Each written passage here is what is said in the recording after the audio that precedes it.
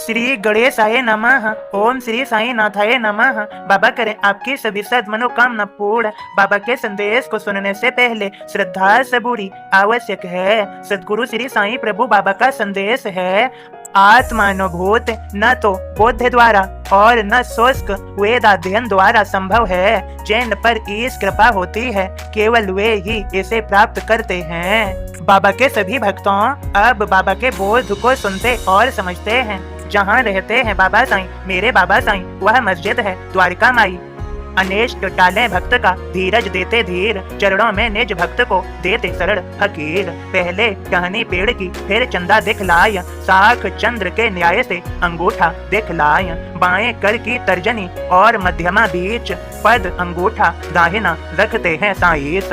मुद्रा हो यह ध्यान की सहज साधना हो, या श्री साईं बतला रहे भक्ति ऐसे हो। या काबा काशी है वहीं जहाँ साईं प्रगटाय, शिरडी तीर्थ महान है दसों दिशाएं गाय। कभी कभी नाराज तो करते कभी विनोद, कभी धार ले मौन तो बोले कभी सुबोध। मन बुद्धि वाणी परे चरित साइया होया, साई लीलाएं अगम गिनती नाही होया। भावी संकट सूचना साई कैसे दीन, आगे पढ़िए यह कथा दोहों में लिख दीन। अपनी सबकी मात जो मस्जिद द्वारिका माय, माए गोद में बैठ कर फिकर करो ना भाई। ओम साईं राम। बाबा के सभी भक्तों जीवन में उतार चढ़ाव, सुख दुख, लाभ हानि, इनसे न घबराएं न बहादुरी दिखाएं। इन्हें ठीक से अच्छे से समझें, सदा याद रखें सबूरी में ही सब कुछ है, सबूरी न छोड़ें।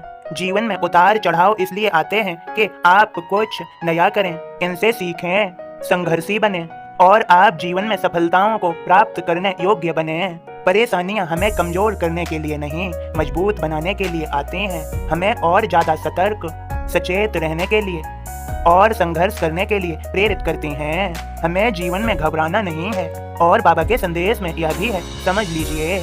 क्रोधित होने से कोई फायदा नहीं होता, इसलिए मत हो क्रोधित, इससे स्वयं का नुकसान है। सदा याद रखें, अशांति में किया गया कार्य गलत ही सिद्ध होता है और शांति से किया गया कार्य सफल होता है, पूर्ण होता है। सदा याद रखें, शांति पूर्वक रहते हुए अपने सद्विचारों पर और अपने मार्ग में पूर्ण ध्यान के साथ कार्यरत रहें, शीघ्र सफलता मिल ही जाएगी।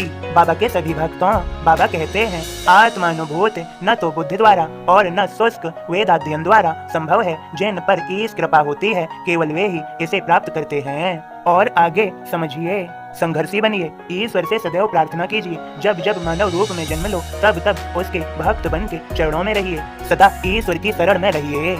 बाबा के सभी भक्तों बस बाबा का संदेश इतना ही, आप सभी पर बाबा की कृपा हो जाएगी। बाबा के संदेश बोध को अवश्य ही समझ लीजिए। आप सभी को ओम साईं राम, जय साईं राम।